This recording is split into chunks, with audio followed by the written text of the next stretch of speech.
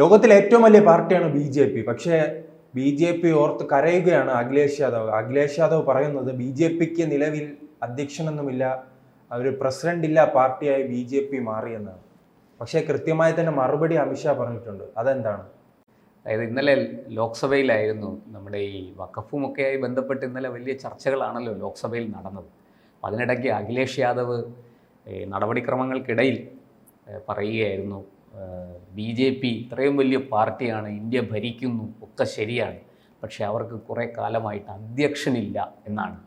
അത് വളരെ രൂക്ഷമായിട്ട് ആക്ഷേപിച്ചുകൊണ്ട് Akhilesh Yadav B J P സഭയിലുണ്ടായിരുന്ന ബി ജെ പി എം പിമാരെയൊക്കെ ഒരല്പം പ്രതിരോധത്തിലാക്കുന്ന വിധത്തിൽ അദ്ദേഹത്തിന്റെ ഭാര്യ ഉൾപ്പെടെ സുപ്രിയ ഉണ്ടല്ലേ, അദ്ദേഹത്തിന്റെ ഭാര്യ ഉൾപ്പെടെ ഡിംപിൾ യാദവ് ഉൾപ്പെടെയുള്ളവർ പുറകെ ഇരുന്ന് കൈയടിക്കുന്നുണ്ടായിരുന്നു. പ്രതിപക്ഷത്തുനിന്ന് വലിയ പ്രോത്സാഹനമായിരുന്നു അദ്ദേഹത്തിന് കിട്ടിയത്.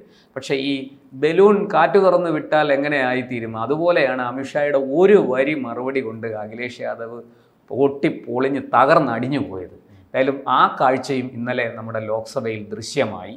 അതോടുകൂടി ഈ ഒരല്പം പ്രതിരോധത്തിലായി പോയ നമ്മുടെ ഭരണപക്ഷത്തെ എം പിമാർ ശക്തമായി അഖിലേഷിനെതിരെ പ്രതികരിക്കുന്നതാണ് നമ്മൾ കണ്ടത്.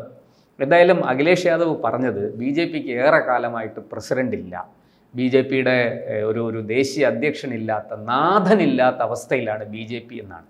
ശരിയാണ്, ഒരല്പകാലമായിട്ട് ബി ജെ പിക്ക് ദേശീയ പ്രസിഡന്റ് എന്ന് പറയാനായിട്ട് ആ സ്ഥാനത്തേക്ക് താൽക്കാലിക ചുമതല വഹിക്കുന്ന ജെ പി നഡ്ഡയാണ് ഇപ്പോഴുള്ളത്. ബി ജെ പിയുടെ നമുക്കെല്ലാവർക്കും അറിയുന്നതാണ് ബി ജെ പിയുടെ ഒരു നയം എന്ന് പറഞ്ഞാൽ ഒരാളിന് ഒരു സ്ഥാനം, ഒന്നുകിൽ പാർട്ടി അല്ലെങ്കിൽ പാർലമെൻറ്റേറിയൻ. പാർലമെൻറ്റിൽ വന്നിപ്പോൾ എം പി ആയി, എം പിക്ക് എന്തെങ്കിലുമൊക്കെ ഈ പറയുന്നത് പോലെ പാർട്ടിയുടെ ചുമതല കൂടെ വഹിക്കാൻ പറ്റും. പക്ഷെ മന്ത്രിസ്ഥാനത്തെത്തിയാൽ ബി ജെ പി അത് അനുവദിക്കില്ല. മന്ത്രിസ്ഥാനം പരിപൂർണമായിട്ടും ആ ചുമതലയാണ്. അദ്ദേഹത്തിന് മറ്റൊരു ചുമതലകളും പാർട്ടിയുടെ ചുമതലകളും കൊടുത്ത് അദ്ദേഹത്തെ, അല്ലെങ്കിൽ ആ മന്ത്രിയായിരിക്കുന്ന ആളിൻ്റെ ആ സമയത്തെ മന്ത്രിയായിരിക്കുമ്പോൾ ചെയ്യേണ്ടുന്ന കാര്യങ്ങളിൽ നിന്ന് ശ്രദ്ധ മാറാൻ ബി ജെ പി അനുവദിക്കില്ല. കാരണം അത് ജനസേവനത്തിനുള്ളതാണ്, സമ്പൂർണ്ണമായിട്ടും ജനങ്ങളെ സേവിക്കാൻ വേണ്ടിയിട്ടുള്ള സമയം നീക്കിവെക്കാനുള്ളതാണ്. ആ ആളിനെ കൊണ്ടുവന്ന് പാർട്ടി പ്രവർത്തനത്തിലേക്ക് ഇട്ട് അതിനെന്തെങ്കിലും ഏടാകൂടങ്ങൾ ഉണ്ടാക്കാൻ, അതിൽ എന്തെങ്കിലും മെല്ലെപ്പോക്ക് വരുത്താൻ, അതിൽ വീഴ്ചകൾ വരുത്താൻ ബി ജെ പി ആഗ്രഹിക്കുന്നില്ല. ഇത് വളരെ പണ്ട് തൊട്ടേ ബി ജെ പി പിന്തുടരുന്ന ഒരു നയമാണ്. അപ്പോൾ നമുക്കറിയാം, ഈ പറയുന്നത് പോലെ ജെ പി നഡ്ഡ ഇപ്പോൾ രാജ്യസഭയിലേക്ക് വരികയും അദ്ദേഹം കേന്ദ്ര മന്ത്രിസഭയിൽ ആരോഗ്യമന്ത്രിയായിട്ട് ഇപ്പോൾ സേവനമനുഷ്ഠിക്കുകയും ചെയ്യുകയാണ്. അതുകൊണ്ട് തന്നെ അദ്ദേഹത്തിന് ബി ജെ പിയുടെ ദേശീയ അധ്യക്ഷ സ്ഥാനത്ത് നിന്ന് മാറി നിൽക്കേണ്ടി വരുന്നു. പുതിയ അധ്യക്ഷനെ തിരഞ്ഞെടുക്കാനുള്ള പ്രക്രിയകൾ നടന്നു വരികയാണ്. അദ്ദേഹത്തിന് താൽക്കാലിക ചുമതല കൊടുത്തു. ഇതാണ് ബി ജെ പിയെക്കുറിച്ചും ബി ജെ പിയുടെ ദേശീയ അധ്യക്ഷൻ ഇപ്പോൾ എന്താണ് വർത്തമാനകാല സ്വഭാവം എന്നുള്ളതും നമുക്ക് ഇതിൽ നിന്നാണ് മനസ്സിലാകുന്നത്. പക്ഷേ ഇന്നലെ അമിത്ഷാ വളരെ വ്യക്തമായിട്ട് ഇതിനൊരു മറുപടി കൊടുത്തു. അദ്ദേഹം പറഞ്ഞു, ഇതാ ചിരിച്ചുകൊണ്ട് ഞങ്ങളെ പരിഹസിച്ചുകൊണ്ടാണ് അഖിലേഷ് യാദവ് ഇതൊക്കെ പറയുന്നത്. അതൊക്കെ ഞങ്ങൾക്ക് മനസ്സിലാവും, ഞങ്ങൾക്കും ബുദ്ധിയുണ്ട്, ഞങ്ങളത്ര മോശക്കാരൊന്നും അല്ല, അതുകൊണ്ടാണല്ലോ രാജ്യത്തിൻ്റെ ഭരണം ഞങ്ങളെ ഏൽപ്പിച്ചിരിക്കുന്നത്. അപ്പോൾ ഞങ്ങൾ ഇവിടെ ശരിയാണ്, താങ്കളുടെ പാർട്ടിക്ക്, താങ്കൾ ഉൾപ്പെടെയുള്ള പ്രതിപക്ഷ നിരയിലിരിക്കുന്ന എല്ലാ കക്ഷികൾക്കും ഒന്നൊഴിയാതെ, അവിടുത്തെ ഏറ്റവും വലിയ പ്രബല കക്ഷി കോൺഗ്രസ്സാണ്, കോൺഗ്രസ്സിനാണ് 99 അംഗങ്ങളുള്ള, അങ്ങനെ 99 എം പിമാരുള്ള കോൺഗ്രസ് പാർട്ടിക്ക് പോലും ഒരു അധ്യക്ഷനെ തിരഞ്ഞെടുക്കാൻ ഒരുപാട് സമയമൊന്നും വേണ്ട. അപ്പോൾ ഇതിന് ഞാനും ചിരിച്ചുകൊണ്ട് തന്നെ പരിഹാസത്തോടെ തന്നെ ഒരു മറുപടി ഞാനും തരാം എന്ന് പറഞ്ഞാണ് അമിത്ഷാ അത് പറയുന്നത്.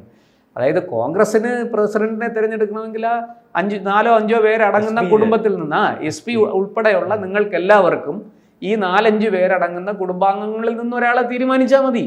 ബി ജെ പിക്ക് അങ്ങനെ ഒരു സംവിധാനമില്ല. ബി ജെ പി പാർട്ടി അങ്ങനെയല്ല.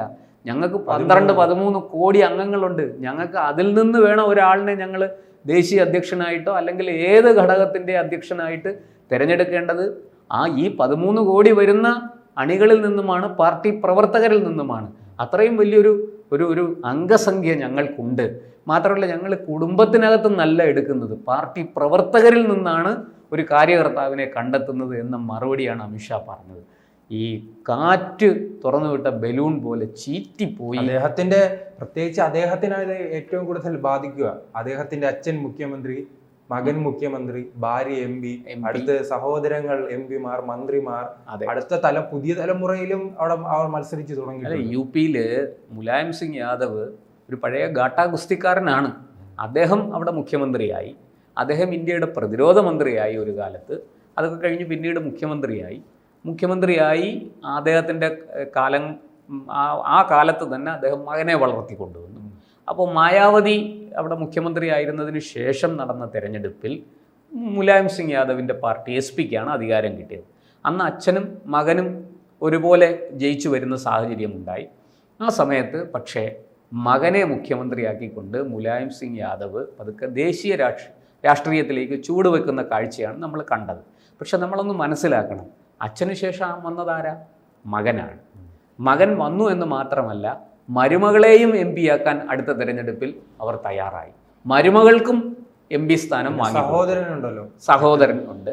ഇങ്ങനെ മുലായം സിംഗ് യാദവിൻ്റെ തന്നെ സഹോദരൻ അവിടെ മന്ത്രിയായിരുന്നു. മുലായം സിംഗ് യാദവിൻ്റെ പല ബന്ധുക്കളും നിർണായക റോളുകൾ വഹിച്ചിരുന്നു, നിർണായക സ്ഥാനങ്ങൾ അലങ്കരിച്ചിരുന്നു. ഇതൊക്കെ ഈ മക്കൾ രാഷ്ട്രീയം, ഈ ബന്ധുത്വ രാഷ്ട്രീയം, ഇതിൻ്റെയൊക്കെ ബന്ധു നിയമനം എന്നൊക്കെ നമ്മൾ പറയുന്നത് പോലെയുള്ള അങ്ങനത്തെ ചില കാഴ്ചകളാണ് പൊതുവെ ഉത്തരേന്ത്യയിൽ കണ്ടിരുന്നത്. പക്ഷെ അതിൽ നിന്ന് വ്യത്യസ്തമാണ് BJP.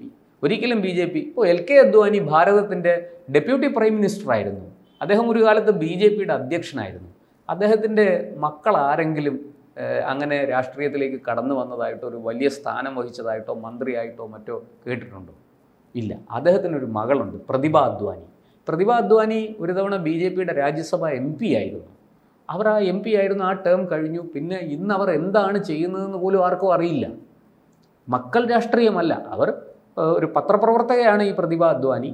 അവരുടെ ആ കഴിവുകളെ മാനിച്ചാണ് BJP അദ്വാനിയുടെ മകൾ എന്നുള്ള പരിഗണനയല്ല. BJPയുടെ ഗുണം അതാണ്. അമിത്ഷായുടെ മകനും JP നഡ്ഡയുടെ മകനെന്നും ഭാവി പ്രസിഡന്റ് ആകുമെന്ന് ആരും പ്രതീക്ഷിക്കുന്നില്ല. അടുത്ത ടൈമിൽ നാം പ്രതീക്ഷിക്കുന്ന പല പേരുകളാണ്, പല സംസ്ഥാനങ്ങളിൽ നിന്ന് പലരുടെയും പേരുകൾ നോക്കൂ. ദക്ഷിണേന്ത്യയിൽ നിന്ന് പോലും ഇപ്പോൾ വെങ്കയ്യ നായിഡു, അദ്ദേഹം BJPയുടെ ദേശീയ അധ്യക്ഷനായി ഉപരാഷ്ട്രപതി വരെയായി, അല്ലേ? ശരിക്കും പറഞ്ഞാൽ നമ്മുടെ ദ്രൗപദി മുർമുവിന് പോലും, രാഷ്ട്രപതിയായിരിക്കുന്ന ദ്രൗപദി മുർമു BJP രാഷ്ട്രീയത്തിലൂടെ വളർന്നു വന്നയാളാണ്. അവർക്ക് പോലും ഒരു ദക്ഷിണേന്ത്യൻ ബന്ധമുണ്ട്. ഒഡീഷക്കാരിയാണ്. ദക്ഷിണേന്ത്യയുമായി വളരെ അടുത്ത് കിടക്കുന്ന ഒരു സംസ്ഥാനമാണ് ഒഡീഷ. അപ്പോൾ അങ്ങനെ BJP വിവിധ സംസ്ഥാനങ്ങളിൽ നിന്ന്, വിവിധ ജനവിഭാഗങ്ങളിൽ നിന്ന്, ഏറ്റവും താഴെത്തട്ടിൽ നിന്ന് വരെ ആൾക്കാരെ കണ്ടെത്തി ഉയർത്തിക്കൊണ്ടുവരാൻ സന്മനസ്സുള്ള ഒരു പാർട്ടിയാണ് BJP എന്നാണ് നമുക്ക് മനസ്സിലാകുന്നത്. പക്ഷെ മറ്റ് പ്രതിപക്ഷ കക്ഷികൾക്കൊന്നും അത് അവകാശപ്പെടാൻ പറ്റുന്നില്ല.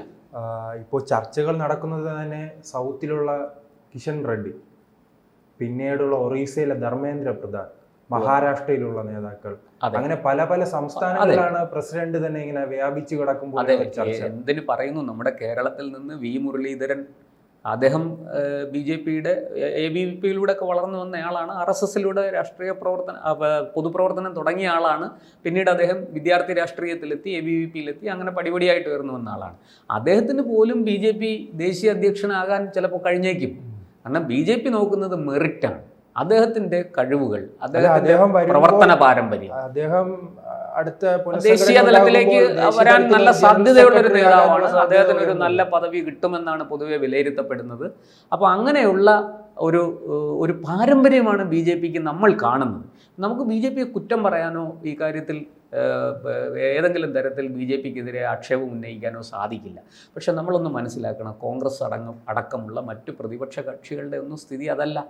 ഇവിടെ നമുക്ക് തമിഴ്നാട്ടിൽ എടുത്തു നോക്കൂ, DMK, അവർ കരുണാനിധി കഴിഞ്ഞപ്പോൾ അടുത്തത് മകൻ സ്റ്റാലിനാണ്, MK സ്റ്റാലിനാണ്. അതുപോലെ മകൾ കനിമൊഴിയെ MP ആക്കി കൊണ്ടുപോയി.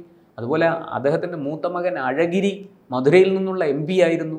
ഇങ്ങനെ മക്കൾ രാഷ്ട്രീയം വളരെ കൃത്യമായിട്ട് പയറ്റുന്ന കാഴ്ചയാണ് നമ്മൾ പൊതുവെ കാണുന്നത്. അതിനിടയ്ക്ക് ഒരു അപവാദമാണ് BJP വളരെ കൃത്യമായിട്ട് തങ്ങളുടെ പാർട്ടി പ്രവർത്തകരിൽ നിന്ന് ഈ മക്കൾ രാഷ്ട്രീയത്തിൻ്റെ പുറകെ പോകാതെ കഴിവുള്ള ആൾക്കാരെ കണ്ടെത്തിക്കൊണ്ടുവരുന്നു. അതുതന്നെയല്ലേ BJPയുടെ നേട്ടവും? ഈ BJPയുടെ ഉത്തരേന്ത്യയിൽ അടക്കമുള്ള സംസ്ഥാനങ്ങളിൽ BJP വിജയിക്കുന്നതിൻ്റെ കാരണവും അതുതന്നെയല്ലേ? കഴിവുള്ള പാർട്ടി നേതാക്കൾ ഉയർന്നു വരികയും ജനങ്ങളുമായിട്ട് ബന്ധമുള്ള നേതാക്കൾ ഉയർന്നു വരികയും ചെയ്യുന്നു. ഇപ്പോൾ ഈ അടുത്ത കാലത്ത് നമ്മൾ അതിനാകെ കണ്ട ഒരു വ്യത്യാസം, കർണാടകയിൽ ഒരു നീണ്ട ഇടവേളയ്ക്ക് ശേഷം യെഡ്യൂരപ്പയുടെ മകൻ വിജയേന്ദ്ര അവിടെ പാർട്ടി സംസ്ഥാന പ്രസിഡൻ്റായിട്ട് വന്നു. അദ്ദേഹത്തിന് നല്ല പ്രവർത്തന പാരമ്പര്യമുള്ള ആളാണെന്നാണ് ഞാൻ മനസ്സിലാക്കുന്നത്. എന്തായാലും അത് ശരിയോ തെറ്റോ എന്ന് കാലം തെളിയിക്കട്ടെ. അത് നമുക്ക് കാലത്തിന് വിട്ടുകൊടുക്കാം, കർണാടകയിലെ ജനങ്ങൾക്ക് വിട്ടുകൊടുക്കാം. പക്ഷേ എന്തായാലും കർണാടകയിൽ അല്ലാതെ വേറെ ഒരുപാട് വലിയ നേതാക്കൾ ബി ജെ പിക്ക് ഉണ്ട്. ശോഭാ കരന്തലജെയൊക്കെ പോലെയുള്ള വലിയ നേതാക്കളുണ്ട്. എന്തായാലും ബി ജെ പി ഈ പറയുന്നത് പോലെ ഒരു മക്കൾ രാഷ്ട്രീയത്തിന് വളം വെച്ച് കൊടുക്കുന്നില്ല, പകരം കഴിവുള്ള പാർട്ടി പ്രവർത്തകരെ ഉയർത്തിക്കൊണ്ടുവരുന്നു. ഇതാണ് നമുക്ക് ഈ കാര്യത്തിൽ മറ്റു പാർട്ടികളിൽ നിന്ന് വ്യത്യസ്തമായൊരു പാർട്ടിയാണ് ബി ജെ പി എന്ന് പറയാനുള്ള കാരണം.